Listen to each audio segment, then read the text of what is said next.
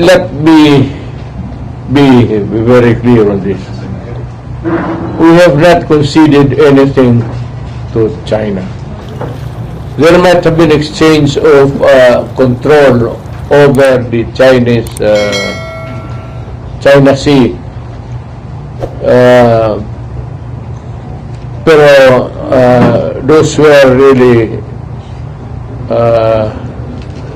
territorial in nature, not involving the encroachment of China in their exclusive economic zone.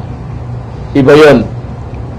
Yung sabi nila territorial, we are studying it still until now so that I can give you a concrete picture of everything. Ang problema lang nito, maraming hindi naman they are not party to any of the discussion at itong biglang gentleman's agreement with Xi Jinping. Nobody but nobody in the Philippines today, either the Supreme Court, the Presidency, or Congress, can concede anything about territories. Hindi gawain ng presidente yan. And ang ano ko lang is even this stupid ex-Justice Carpio is harping on a gentleman's agreement of which certainly he was not there, and is beginning to expound on the consequences of the resort or whatever wrong there was committed in the agreement. Aside from the fact of having a handshake with President Xi Jinping, the only thing I remember was that status quo. That's the word, na walang galawan, no movement, no armed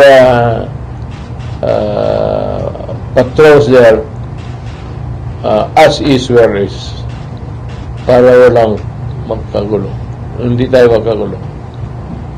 Yun ang naalaala ko. Wala akong I do not there's a new word. I do not even know the ayunan. Sure. Ito si Carpio and the rest of the I think is trying to be relevant. He's a retired justice, a not so brilliant one, which he pretends to be. Nawala naman siya doon. And I assure you that if it was a gentleman's agreement, it would always have been an agreement that would keep the peace in the South China Sea. Huwag mo kayong maniwala yung bulatik nila kasi hindi ako ganun kagago. You know, ayaw kong magyabang. Kaya bakit ako tumagal sa AB, sa Lyceum, is because after my political science course, I took up, and Lyceum could show the records. Marami akong kinuha about foreign affairs and foreign politics. Sabi ko hindi ako nagyayabang. I studied geopolitics under Professor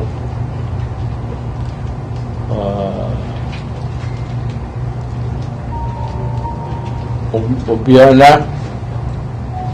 I think he's still connected or retired from the Foreign Affairs Department. I was under Ambassador Terrano sa Terona.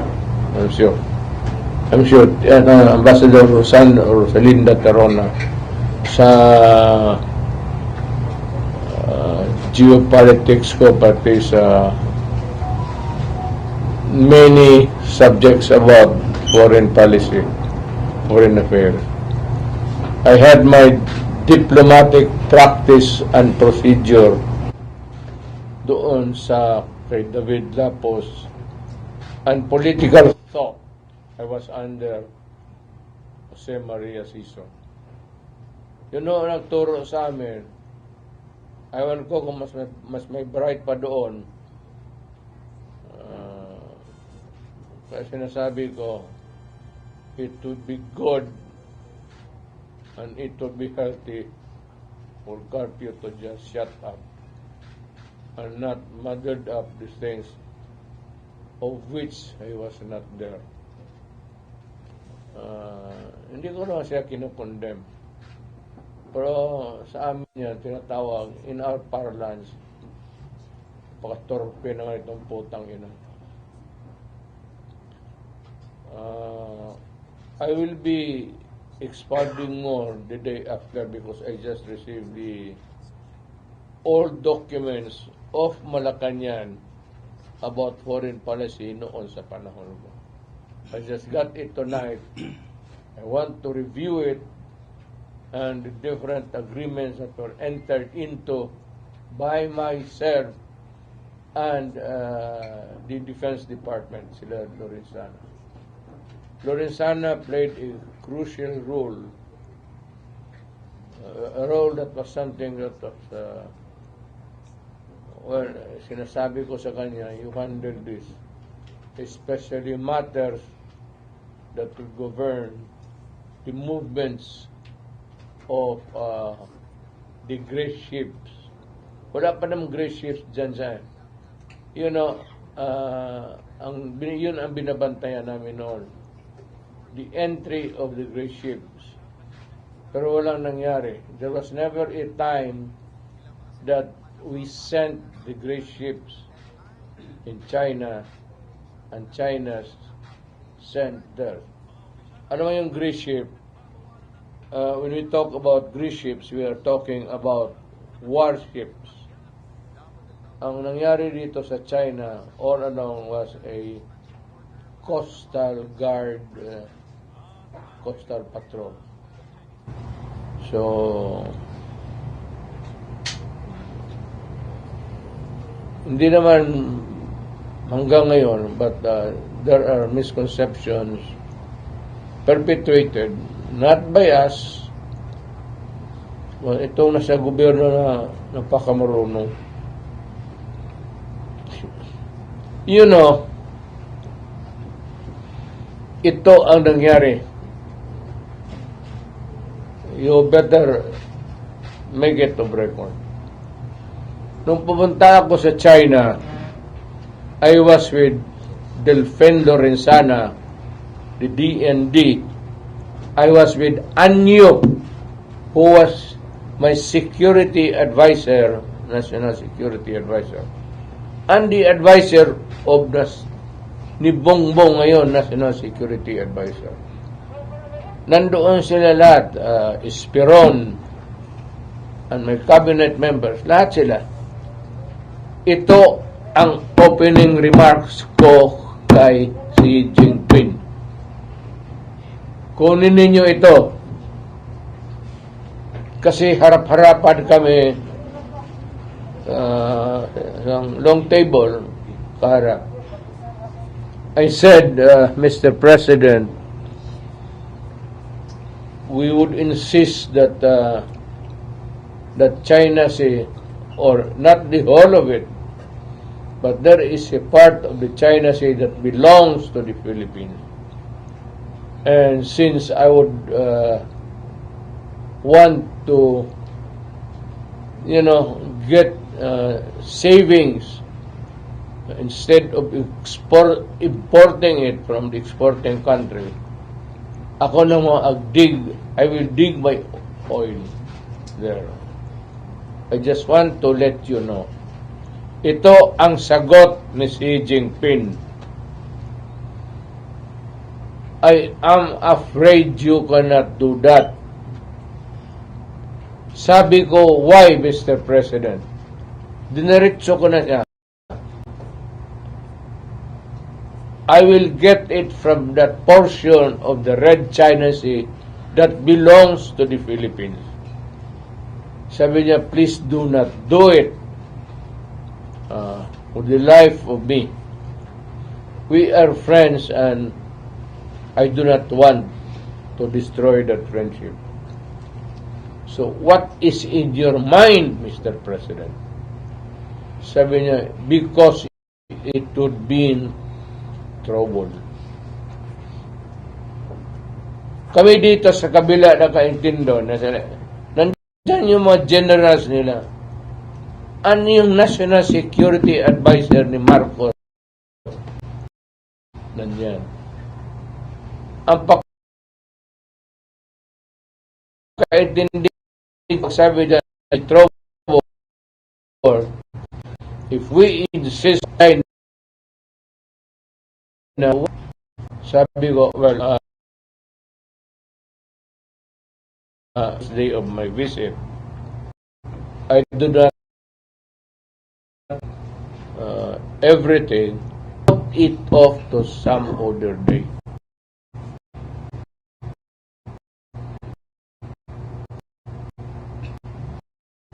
Yun ang that you put it to some other day.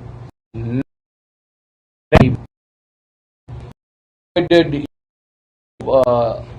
the Philippines getting into our claimed territories to extract, nagkalma kasi alam ko na hindi talaga kaya ng Pilipinas kung magkagera.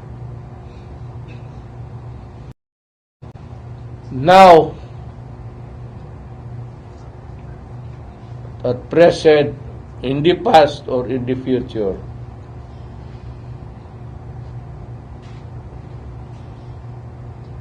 ako naman, hindi ko inaasahan na ang Amerika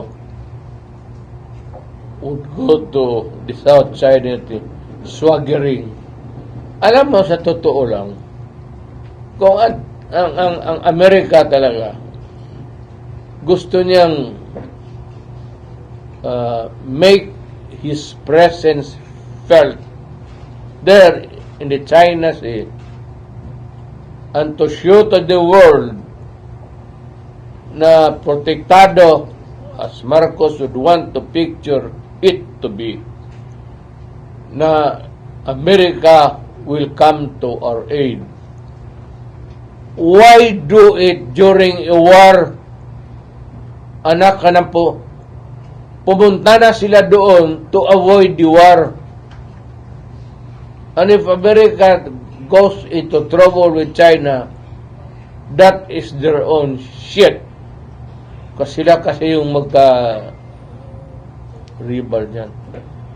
Bakit hintayin pa ng Amerika? Why would Bongbong Marcos would now go to America to continue the talks? Nagganon pa man, what has agreed upon years ago remains until today. And the popular notion is that if we go to war with China, America would hurry up, go there, and defend that. So sabihin ko sa Amerika, if you are interested really in defending the Philippines, putang ina, bakit ka pa maghintayin magkaroon ng gera? Why don't you go there and give the protection that is being mounted by... Bakit hintayin pa nila magkaroon ng patayan? Di iparking na niya yung 7th fleet niya doon. The 7th fleet is in the Far East. It's a big one. It's a task force. Ilagay niya yung doon ng mga destroyer niya no, sa... wala eh. Tapos, alam mo, there is a very dangerous trend. And anybody of you can notice. Bongbong America has been there for about babalik-balik siya sa Amerika. Ang Amerikano naman, binibigyan siya ng moral booster. Sige, lumaban ka. Wala kang wag-wag. Wala kang ikatakot. So, maski sa Amerika dito, before he left in America, he's boasting of resisting China. We do not want oppression. Of course, we are being oppressed by China. There's no doubt about it. Nobody questions that. Ang problema lang, ang trabaho namin kasi dito as president, just like Aquino and all, istorya muna tayo because we cannot afford a war at this time with China. And I am so ever in doubt that America will try to tickle the China there to go into a nuclear war. Because a nuclear war means the end of the world. For China and for everybody. Alam nila yan. Takot ang Amerika kasi isang ballistic lang carrying a nuclear warhead. Isang putok lang yan dyan sa gitna ng Amerika. Sufficiente na yan. But with 1,000 missiles, and in return, America returns the favor by sending also 1,000 missiles, it will really end the world. Kaya ang China takot. Hanggang dyan lang sila sa malayo. But they have never confronted Russia or China. Takot. Obliterated lahat yan. Maniwala kayo. Including us. There will be famine and hunger and death. You can ask any professor ninyo sa physics and he will tell you what would happen to the world. Nobody wins. That is why we navigate through our differences, our nuances, our everything that is questionable there just by talk. Pero itong Carpio na ito, ayunan, bakit ko, kung ibigay ko yung ayunan sure, Juster Carpio, kung hindi ka magago, ibigay ko na lang yung South China Sea. Hindi ko nga alam kung saan yung ayunan.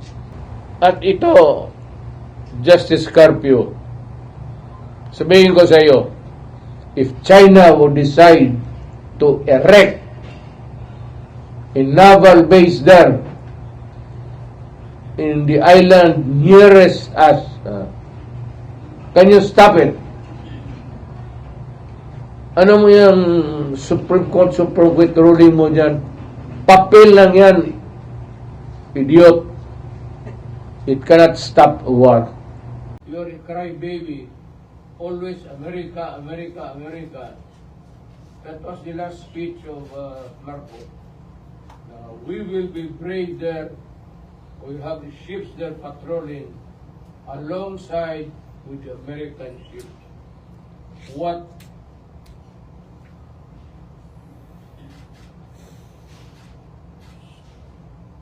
and you call our place Republic of the Philippines.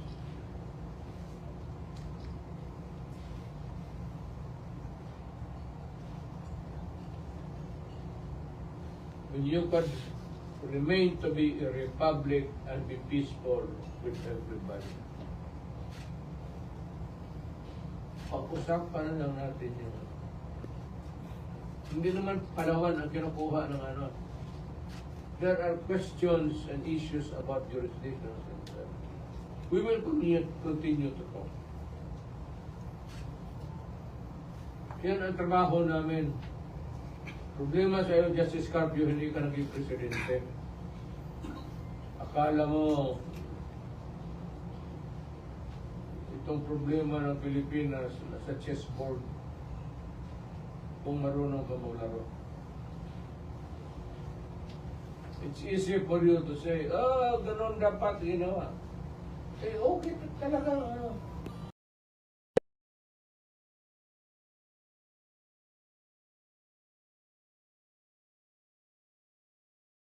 Utang ina mo, hindi ka naging presidente. You were not given that sacred duty to protect the 120 million plus Filipino. Ang iyong papel lang dyan at salita at maraming ambog. I have the documents. Hinahanap ko yung meron bang mga agreements na I will study it tonight, and after the rally we can probably have a more expanded agreement signed along the way.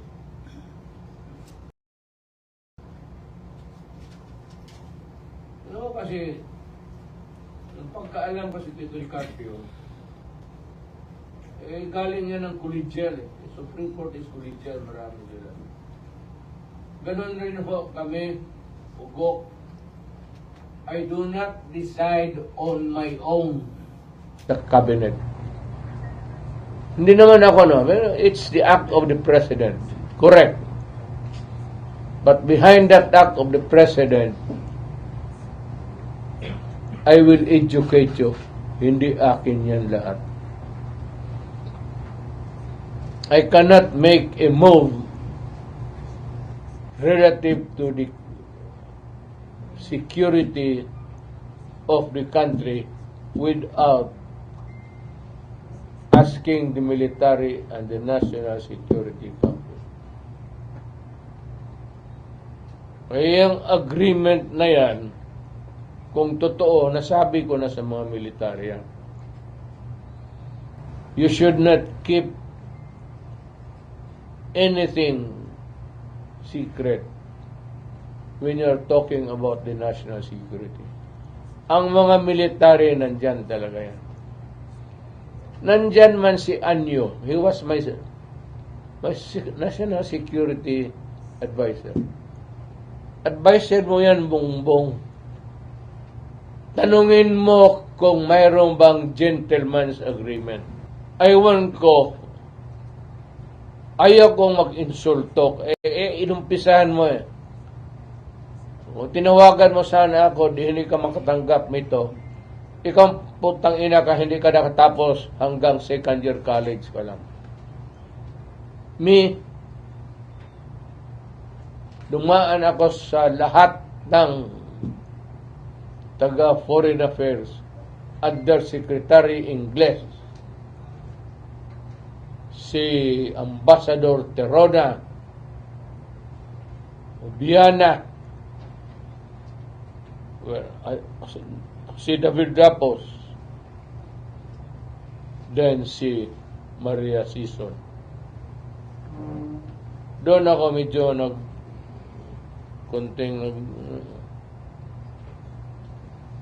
kaya huwag mong sabihin, mas marunong kayo sa akin.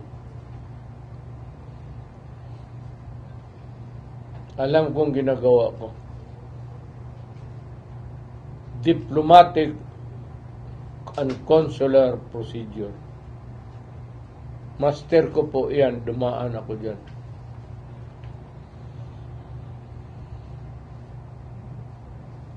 Any question? Okay, questions? Edith? Okay. Jermelina Laporte from Inquirer. Mayor, I just want to know, sa inyong recollection po, was there a written agreement and was it binding? If you are looking into the documents, that means that there was a written agreement. I don't, ayunin? Yes, sir. And also, sir, Maraming agreement, Iha. When you're dealing with the foreign relations, maraming agreement yan. Not only with China, but with all of the mostly Asian countries. Hindi basta-basta na lang sabihin mo na once upon a time. About what Harry Roque, former spokesperson Harry Roque mentioned, that the agreement banned the gentleman agreement, parang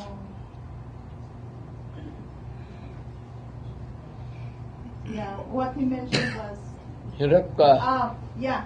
walang pwedeng construction materials that can be brought to the BRP Sierra Madre and only food and water. Yun daw ang content ng agreement. As is where is nga. Yeah, so You cannot bring in materials to repair and improve. okay. So, Wala totoo- yan. So totoo, Mayor, Totoo yan. na mayroong agreement. No agreement. As is where is. So bawal ang construction materials. Well, ganun. As is where is nga.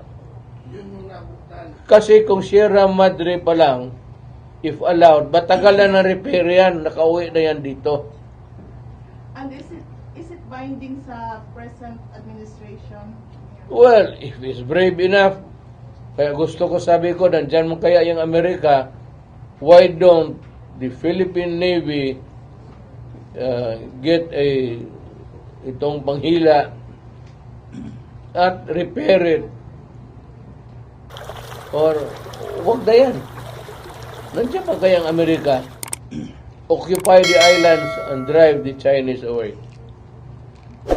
Mayor, in the context of Secretary of State that was, given the as is where is, so the ship there will be allowed to rot in time because no repair is allowed, and which the President, which Marcos says, that is very alarming because if you cannot repair it, if it will rot there, it will be destroyed, then we have nothing there.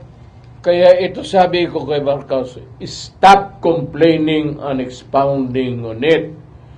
Do it and repair. Yan ang sasabi ko sa kanila.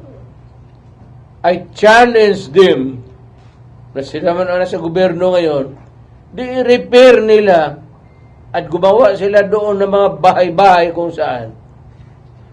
If they are really ready for that. Gawain na nila ngayon gusto nilang gawin.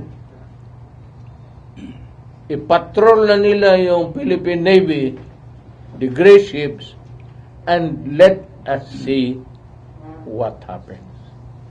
Tapos na kami.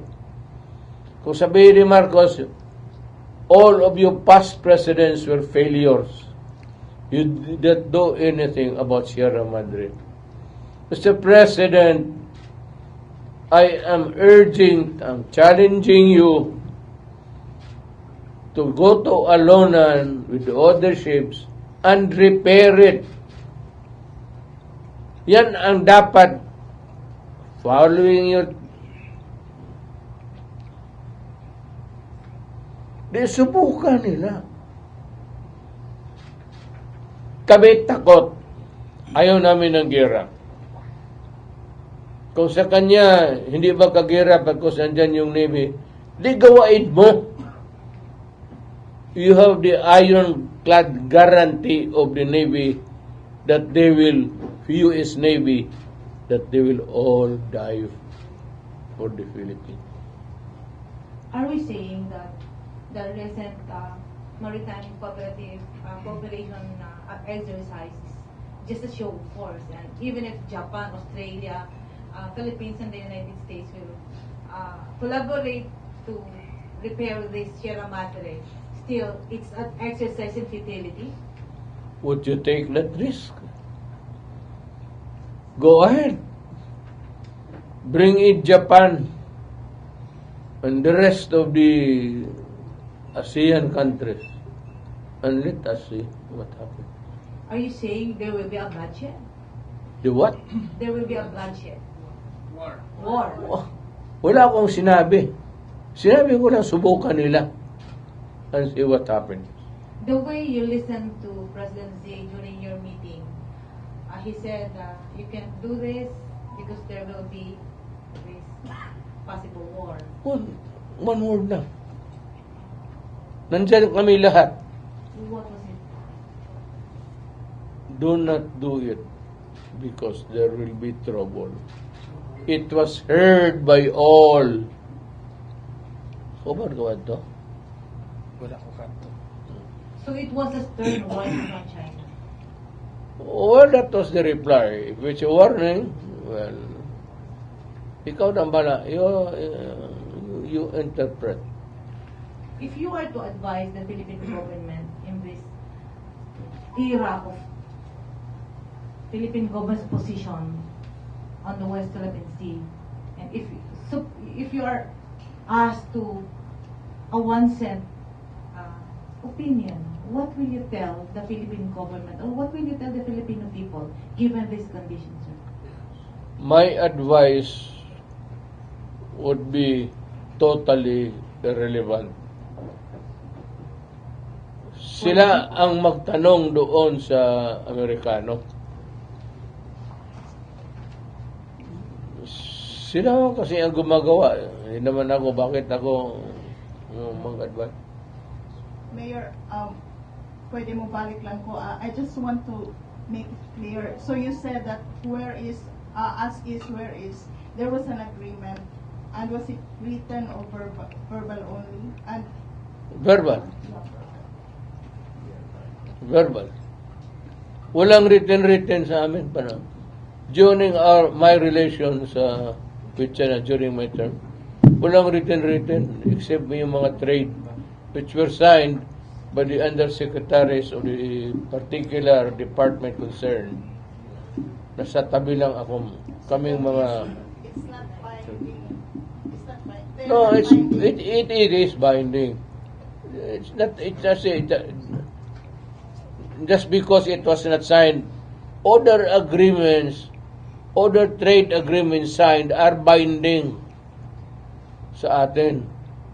Hindi naman kailangan ang presidente ang pupunta doon. Okay. Thank you, General Lina. Sir, You cannot put to task the president to sign all agreements with all other countries because that would take. Kaya may dala kang mga diplomatic trade undersecretary, trade secretary.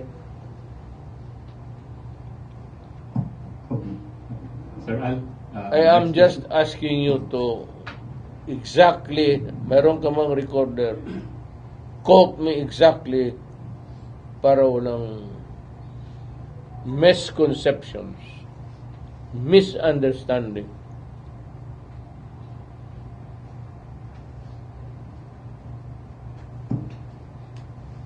Thank you, Mayor.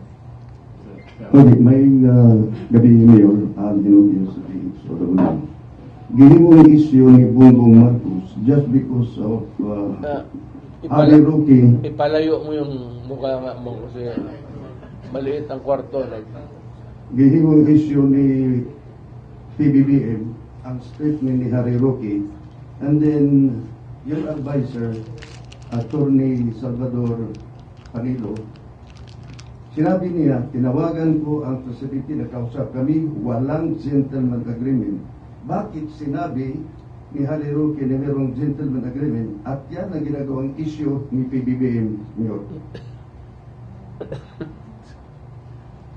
Ano mo, si Harry Roque wala pa doon. Harry Roque joined my administration almost halfway na. Ang si Panelo ang nandoon. Wala si Harry Roque. He was not there because he was not part of the government delegation. So, wala ho akong maisagot dyan about Harry Roque. Ask him again. Ask him again. Okay. Kung may agreement man kami ni President Xi Jinping, walang secret agreement yan. We agree. Then after that, yung agreement namin, isasabi namin sa mga tao, foreign affairs particularly, to verbalize everything that is being said in whisper. Kung meron man ang agreement. Bakit sinabi ni Harry Roque, wala pa siya doon noong panahon na yun, bakit sinabi niya na kinakakalito at ginawang issue ni PBBM ngayon? Bago siya lumipad ng Amerika, ginawa niyang issue na meron lang kayong... Do you know Harry Roque? Do you know him? Do you have an idea of what his personality is? Meron kayong idea? Wala, pareho tayo. Maraming salamat, Al. Si Rick Chisa and then Randy after. May gabi, Mayor. Mayor, gisulti mo kanina that when you go to China, after nagisultihan ka ni Xi Jinping that dili pwede maistoryahan ang imong pangayo sa iya about the conflict of the West Philippine Sea. After anak, wala na ba Wala. series of talks na naitabo? Tapos na lahat eh. During our first meeting, nandito yung cabinet ko. Nandito yung mga military sa Lorenzana.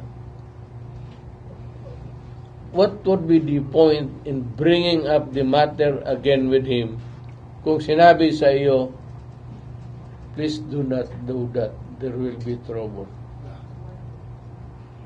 Anong ibig sabihin niya?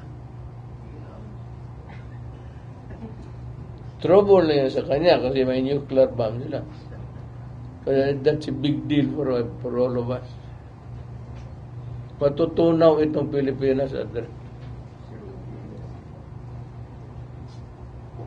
After, before you get out from the office, Mayor, wala na ba any attempts to buhion na siya na iskutanan? Kanang after atong China and then for how many years na naka sa pwesto bago kamuhawa, wala na ba kay attempt na buhion to siya na istorya? well, the day I went out of Malacanang, totally cut off na ako sa governmental functions. Nobody would believe me. Magsalot lang niyang pulis, pati military, pagka may posisyon ka. Pag wala ka na sa posisyon, sabihin ng military, pag sabihin mo na, sabihin ko,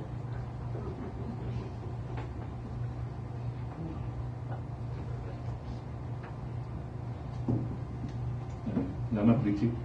Randy Canieto. Mayor, my concern is for the 120 million Filipinos na 21 million Filipinos na sinasabi mo baka mag-vanish tayo, mapulpos tayo. And thinking na ikaw, kilala namin, parang walang kinatatakutan. Now, being afraid for the sake of the Filipino. and hindi mo na pinatulan yung sinabi ni Xi Jinping, there will be trouble.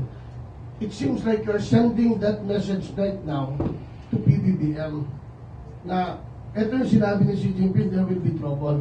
What if our present president will not listen to this at makumbinsi siya ng Amerika na kasi nandun siya ngayon, paano pagbalik niya, sinabi niya, makikipaggera tayo.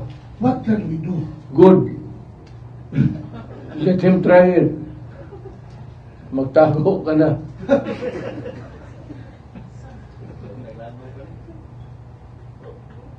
That is very good.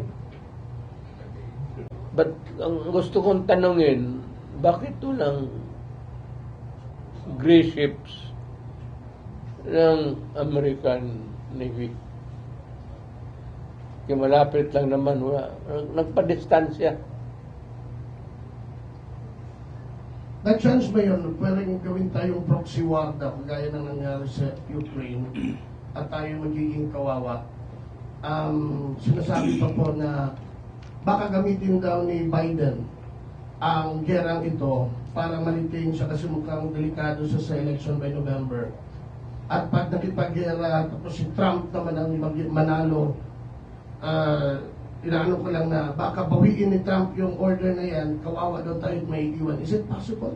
The earlier that Bongbong Marcos comes back, bringing with him the order to go to war, para sa akin, the better. What can the Filipino people do? Eh, kung patay na tayo, what can you say?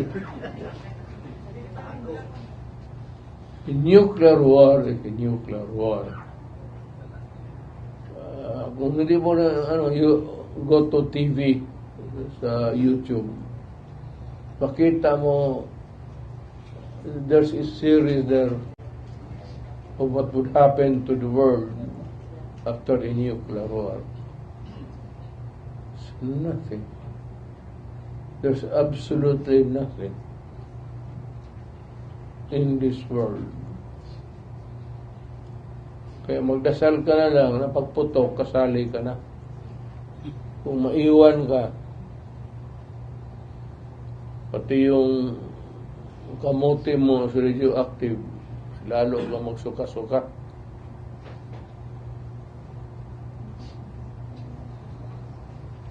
I'm saying that the best thing is just really remain neutral. Sabihin mo sa China, Adre, wala man akong away sa iyo. Huwag mo lang akong galawin. Itong Amerika, well, if you want trouble there to find a proxy, meron naman. Japan, you can use China, South China, South Korea, and many others. Huwag tayo. Wala tayong ibubunga. Navy natin, ipagyabang natin. Okay. Pwede. We can. I'm not belittling my country's Navy. But we can only guess what would be the stakes and what will happen.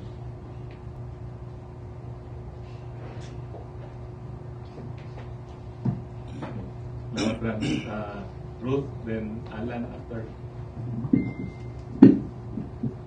Mayor, may Lahat kayo may tanong.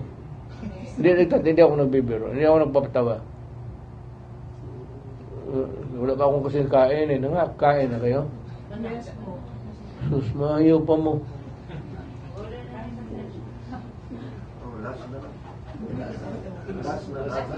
Last two questions, Mayor. Lahat tayo kayo uli. Last two na lang, ulit na lang. Hindi. Okay lang. Mayor, I'd like to shift to other topic. Iwanan ko yung West Philippine Mabuti Sea. ba? Opo. Huwag dyan sa China kay Mayor, can we hear your statement or message to your friend Pastor Apollo Kibuloy's situation, who is currently hiding because of the warrant of arrest? There's even an arrest order from the Senate. You know, as a lawyer, I would say that you can go to court and fix your case and post a bail bond. That would be an option. But if you do not think that you will get a fair deal with this administration, because we have been talking about Marcos and everything, huwag kang lumabas dyan sa Tamayong. Nandyan lang yan sa Tamayong. Malaki lang ang Tamayong. Alam mo, ganito yan. Let me educate all of you. Ang Tamayong, malaki yan, sa loob maraming bahay. Make sure na sa isang bahay nandyan siya. Because for every bahay, it should be a different search. Hindi mo pwede ma-search ang bahay na yan at maghanap ka kay Pastor Kibuloy. You would have to get another writ. Iba-iba yan. Marami yung bahay na yan. So, mag-ikot siya dyan, maghabulan kayo. By the time na matapos yun na napagod ka na, you will become a member of the Jesus Christ. The kingdom of Jesus Christ.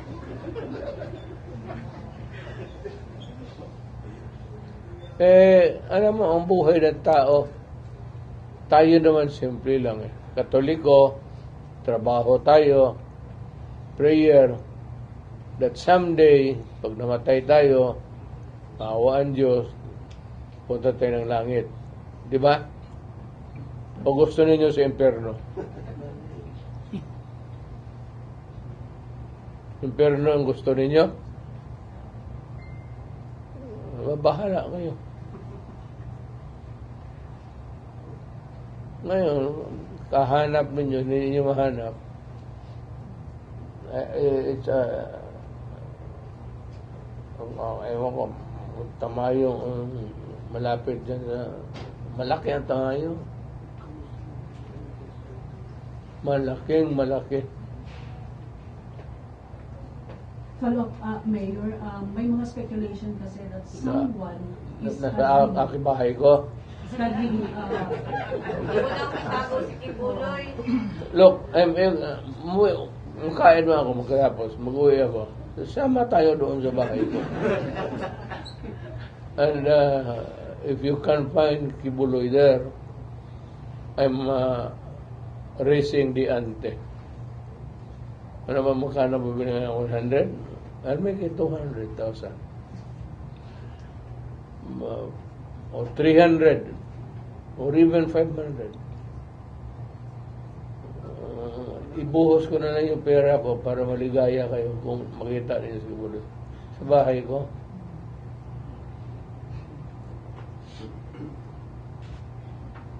Okay, Pastor, ikaw naman ang wanted. Huwag mo akong damahin dito. Prosecutor ako tapos you were designated mayor as administrator of Pastor Kibuloy's properties. Is this true? Nalipat ko na sa lahat ko. Sa pangalan mo, gusto ka? Ano? Saan mo gusto yung parte dyan na ano? Bigyan kita.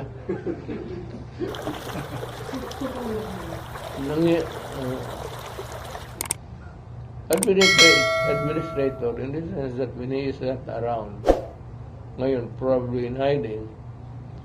So somebody has to see the management of the kingdom. to preserve the kingdom, not to go into waste. Sayang, nandyan na yan.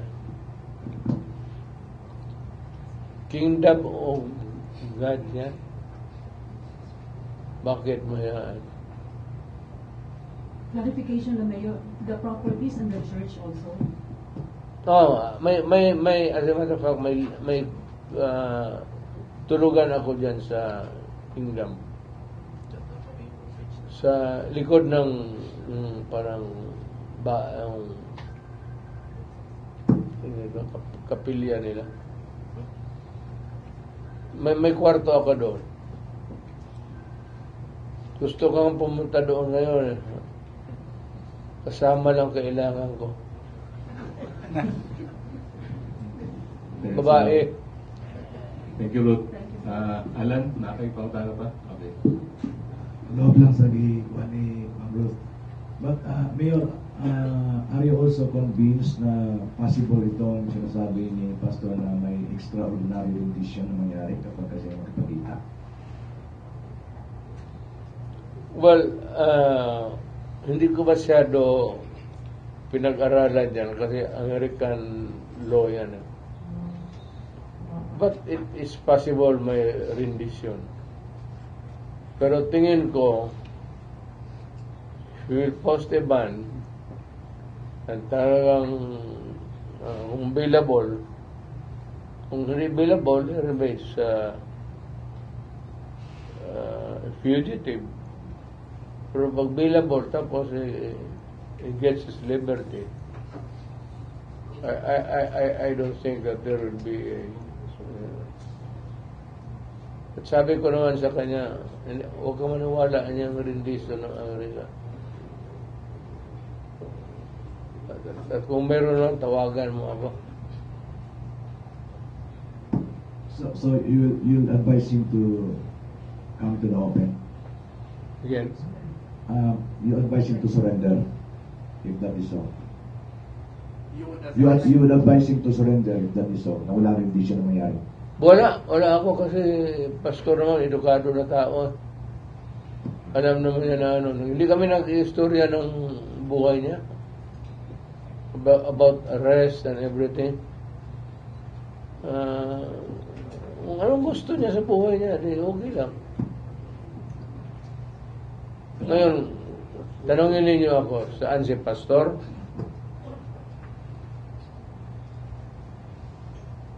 Gusto niyo malaman talaga? Yes. Ewan ko, pag ano lang siya, tama yung, yan lang naman ang refuge niya, sanctuary. Wala man siya ibang bahay. Yan lang. Tama yung ano. Wala akong nalaman na ano. He is comfortable in his tamayong sanctuary or itong kingdom compound niya dyan sa airport banda. Frankly, yan talaga ang nalangan ko. Na kung nakapunta na siya ng Manila o saan na lugar, wala akong alam kung may mga bahay siya doon. And I must profess my ignorance. Is it possible that you will also be assassinated? Ano ko? Assassinated because extraordinary rendition. He said that it's possible that he will either be abducted or assassinated. Do you think that it's possible? Maybe because he's hiding. That is his belief. But why would the U.S. want to kill him? I don't know. Thank you, Jermelina. Last two questions na Mayor from Sheila Lisondra of the XRP and then Maya Cadillo. When was the last time you talked with the pastor? Again? When was the last time you talked with pastor? Kanina.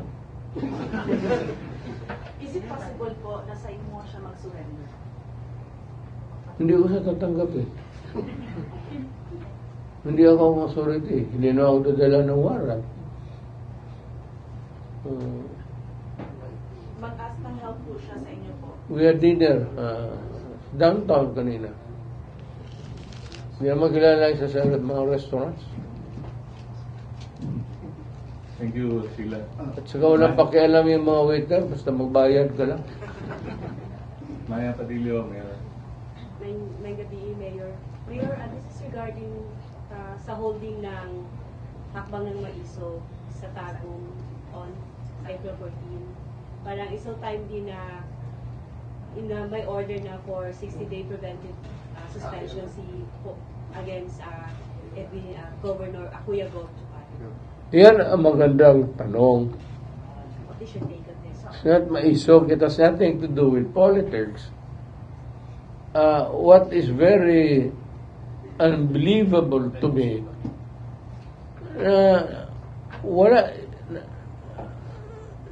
walang notice, wala lahat. Basta sinabi na sa kanya, umalis ka. Alam mo, we are drifting into that kind of setup, which I think, to me, is very important for the President to realize it. Mr. President,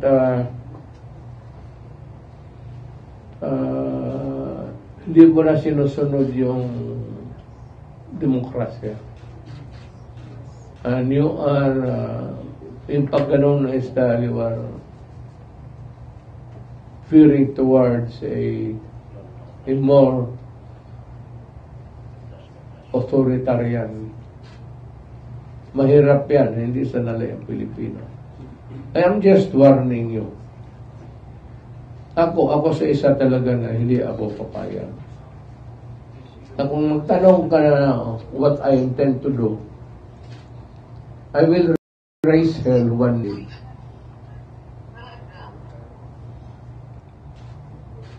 And I would ask the military and the police to join me. Not to force you out of the office. We'll just air our sentiment for you not to forget that the Philippines is a democratic state. Itong nangyari kay Governor, basta na lang pinaalam sa kanya na umalis ka. It violates the due process of law. Very important yang no person shall be denied of the equal protection of the Constitution. Tanggalin mo tao ng rason. And you must remember that the governor of North Davao has been elected by the people. Hindi yan trabahante na in-appoint mo tapos tanggalin mo. We have to respect the will of the people of that North Davao. For respeto naman. So you are veering dangerously close to being an authoritarian government. Ako sinasabi ko sa iyo kasi hindi ko nagustuhan yung style. Kung due process of law, if he had committed a wrong, may masama siyang ginawa, imbestigahin mo. Ano ba yan? And if it is a case that is good for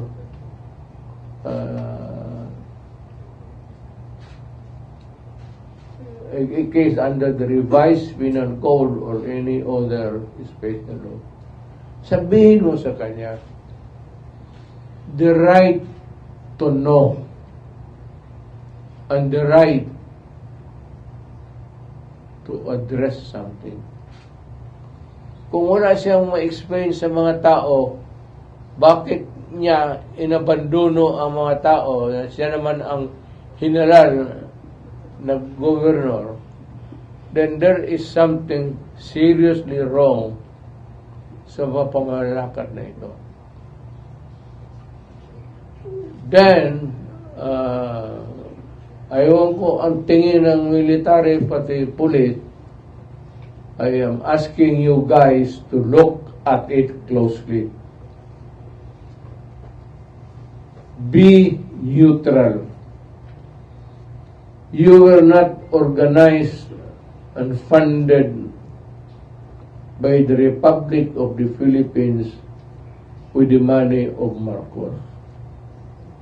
You are there operating and paid by the taxpayer, the Republic of the Philippines.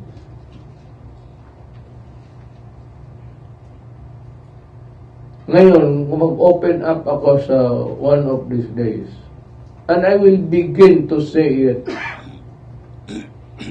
in rallies and everything, because it's bad. Hindi ko kalaban si Marcos, pero along the way, magkakalaban talaga kami. We will be political enemies. Hindi ko you cannot remove that kind of situation na mangyari kasi mali na tanggalin mo yung isang tao dyan elected by the people. There's a big difference between an appointed guy and an elected guy. Elected to. Gusto nila itong leader na ito to govern the local place. So, hindi ko alam. Wala naman akong balita. Kaya, alam mo, si Benhur, kaibigan ko rin yan. Kasama kami noong pag-akyat namin sa mayorship noon. Nagtataka lang ako because ako wala akong kita mo naman bastos ako magsalita, bunganga ako. But my God, doing this kind of thing is very serious. I hope that they will go to court. Diretso na sila sa Supreme Court and ask for a relief, whatever it is available. Bawal talaga to. Ito yung pangpahina ng gobyerno. Yung lahat ng mga bumoto dyan sa gobernador dyan, galit sa gobyerno.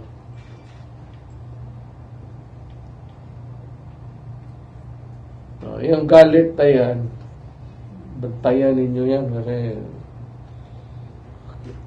masaya na sana kami, ako, pati ang military, ay medyo humina na ang NPA. Huwag kayong bigay ng rason ng mga tao nito tatakbo sa bukid, mag-armas, manggulo na naman ang bayan namin. Alam ko hindi niya nagustuhan ng military. Sigurado ako dyan. Basta sa military, hindi ka lang basta, you are advised way ahead that you are being transferred from one post to another. But it can never be applied with such a cavalier fashion of removing a person elected by the people. Basta mo nang ligwakin, tumabi ka dyan. That is not democracy. Hindi pa ready ang Pilipinas dyan. At do not ever think na popular ka sa tao.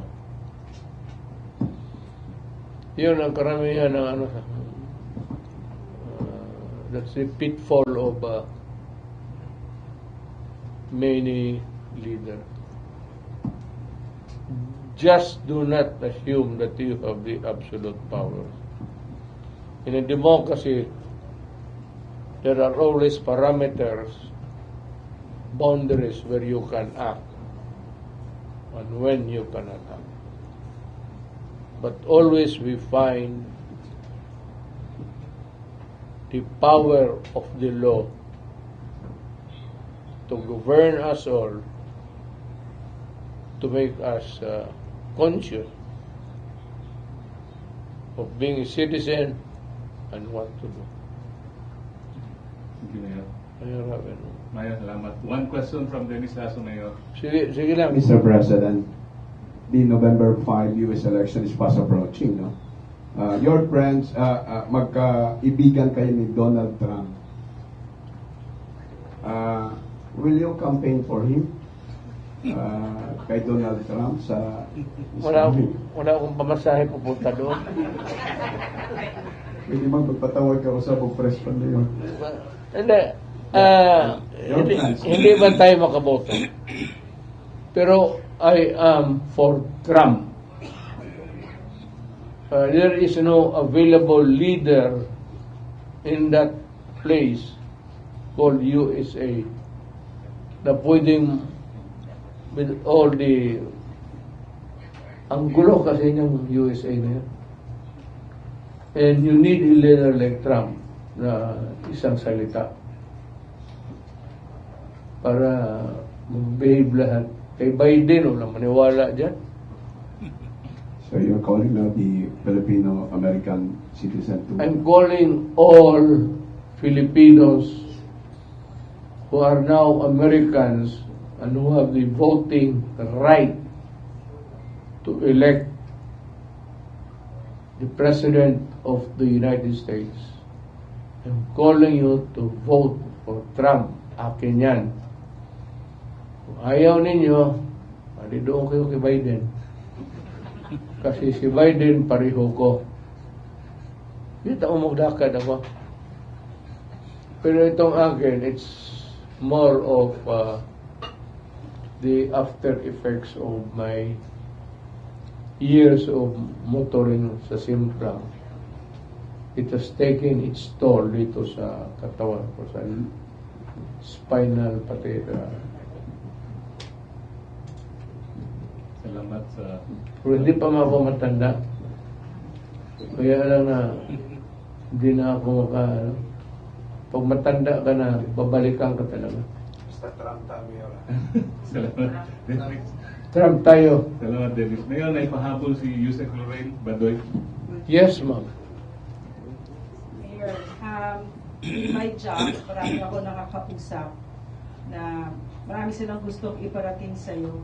Ordinary Filipinos, yung mahihirap. And so, magsisegue lang ako doon sa sinabi ni ma'am about Governor Hubahib. Now, having been on the receiving end of this government's heavy-handedness, tsaka yung parang wala ng batas sa Pilipinas, parang sila na yung may-ari sa Pilipinas. Yan yung nararamdaman ng ordinary Filipino. Kahit ako, nung kami we were illegally and arbitrarily detained by the Martin Romualdez-led Congress, and even the way they run the PCSO, it's just so shameless, so brazen, yung corruption. It's obscene. Yes, it's obscene, and yet it's so shameless. And they keep doing it the way that they've done it with SMNI, not the way they have silenced the press. And we feel it, Mayor. It's so, ang sakit-sakit masyado na, Mayor. And basically, what I want to ask you, Mayor, is ano ba yung, maybe you can educate us, ano ba yung recourse namin dito? Kasi this president, no, is he's ignoring the clamor of the people. For instance, of a drug test, when the documents, there are proofs, and there's that outcry, no, and then he's hurtling us towards the precipice of war. Nasa tamang pag-iisip pa ba itong taong ito? Alam mo, ma'am, ako una yung nagsabi na drug addict siya.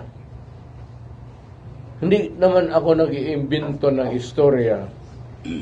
Pero yung mga PDEA reports nila ngayon na sinasabi na totoo, na hindi totoo, Natural yan, ma'am, kasi panahon ni Marcos. Ano agency in government can go head to head with the president sa bagay na yan? So, sinusuppress yan. Kung sinabi ko sa inyo, noong as early as, hindi pa ako presidente, nung presidente, mas lalo ko nakita. I saw it again. But yung dito sa Davao, because alam mo, ano talaga ako sa droga, pinakita nila na si Marcos nandoon. Hindi ko binigyan ng importansya. Ang sinabi ko lang sa kanila, trabaho lang kayo. Huwag na ninyo akong isali na lalabas na personal akong magalit kay Marcos. I do not need it.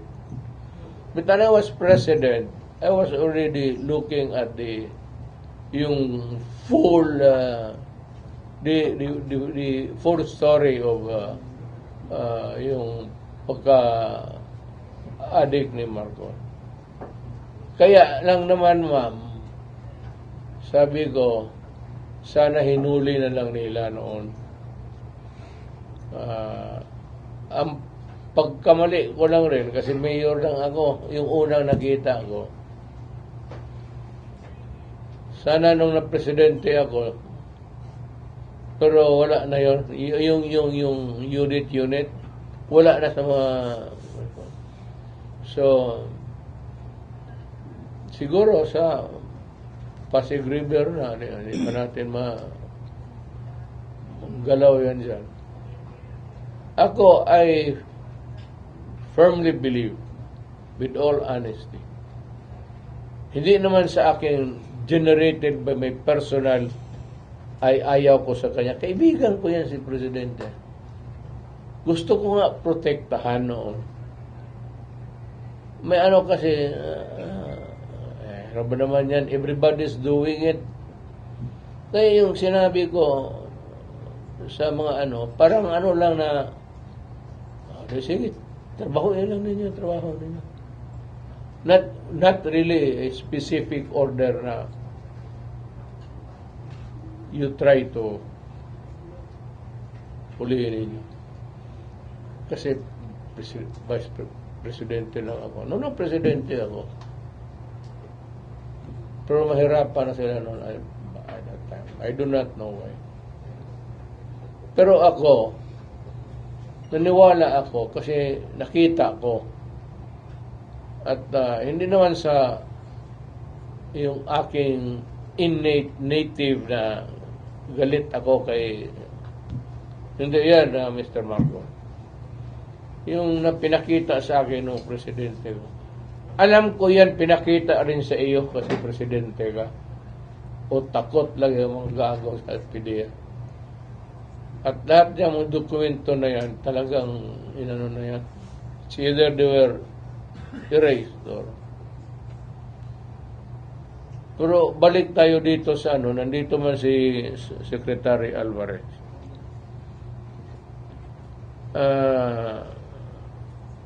We are friends. Hindi naman kami nag-away. Contrary to popular notion, hindi kami nag-away. Kaibigan ko siya nung congressman. Magkatabi kami. Wala, mabuting tao naman si Kebono. Kami, sabi niya, wala man tayong problema. Of course, he said something about my daughter, but politika eh. So, at saka, alam mo nun, ang ginawa na, he has to face the consequences also of being criticized. Ganun yan. Siya yung gumalaw, well, hindi naman, ayaw naman papigil. In matters of politics, hindi na talaga nagpapigil yan si Inday Sara. Kaya sinabi ko sa kanya, out of my control. So, wala kaming away. So, I will support him. I will support the governor because he's a victim of, how would I describe it?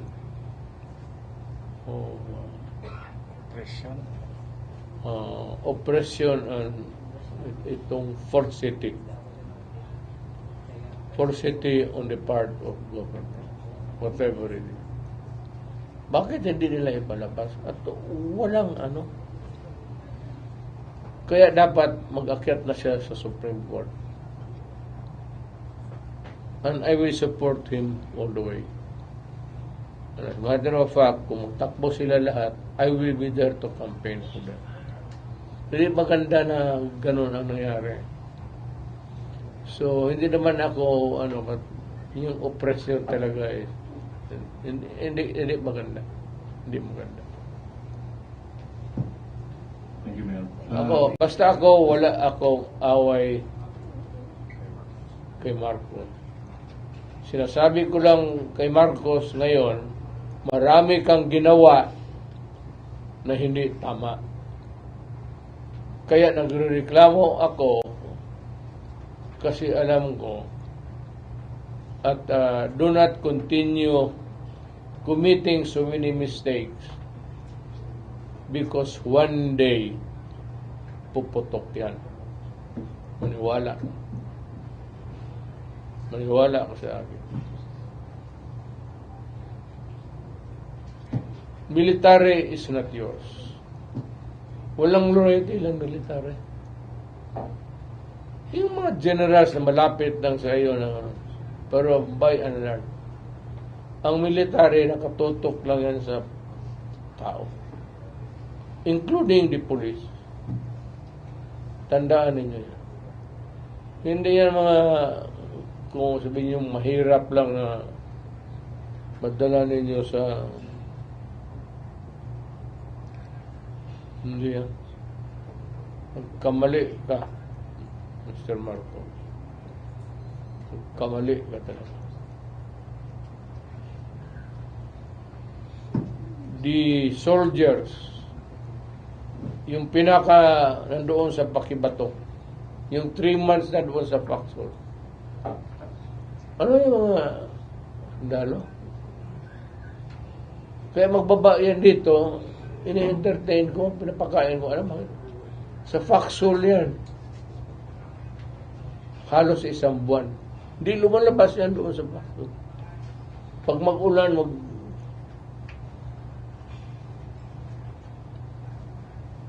kaya masakit para sa akin ang mga sundalo pati pulis. Kita mo lahat na mamatay noon dito sa Davao. And everywhere noong presidente ako. I go out of my way to pay my last respect. Because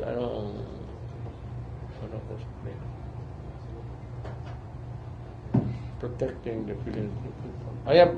I'm good for another 20 questions.